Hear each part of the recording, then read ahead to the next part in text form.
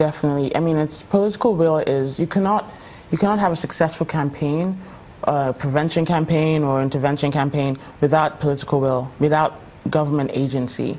You know, they have to get involved. It's a collaborative effort. It has to be all hands on deck. It can't be one person. It can't be just women.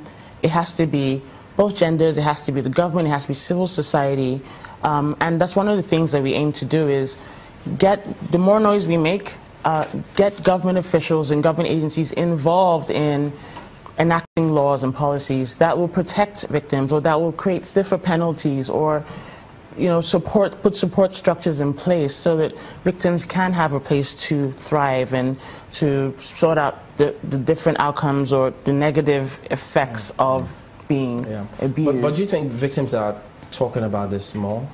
Yes, I do. I do find that there is a lot more, some of them anonymously. Now, social media is giving us a platform in which people can talk about their experiences anonymously, but at least putting it out there that, you know what, it did happen to me. You know what, I'm this type of person, I'm a professional, I'm a successful person, but yes, lo and behold, I have been... Do you get cases, say, for instance, because anytime this is mentioned, it seems to suggest it is violence, man against a woman. Do you get cases of women violence against women? Of course.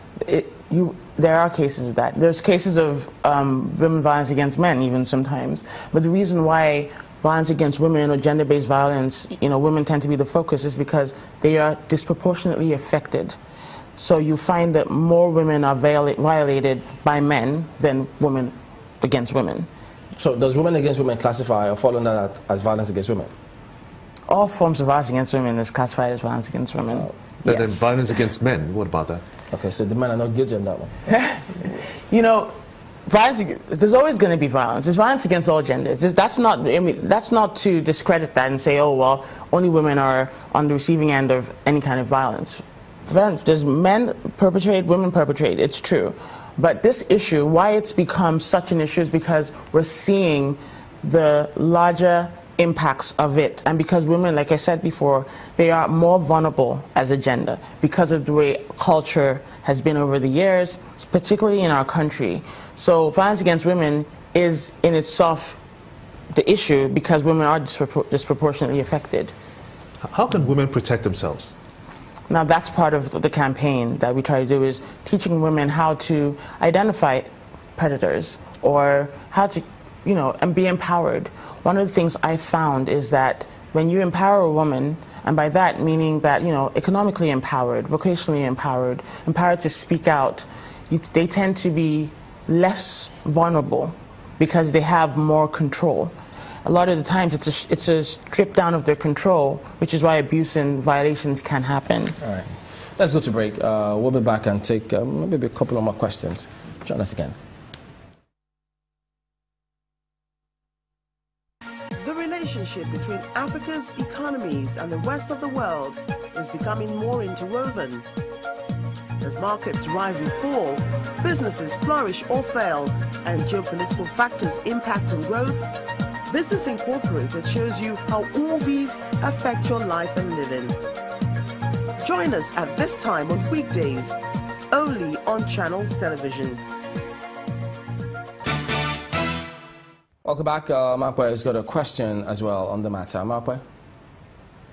Yes, I know that this is the International Day of Violence Against Women, but looking at the increase in cases of violence against men as well, do you think that we should be incorporating violence against both genders on a day such as this?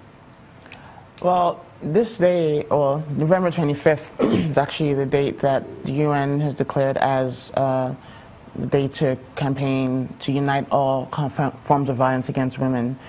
And the reason why is because they have, through research and surveys over the years, seen the impacts that violence against women across the world has caused.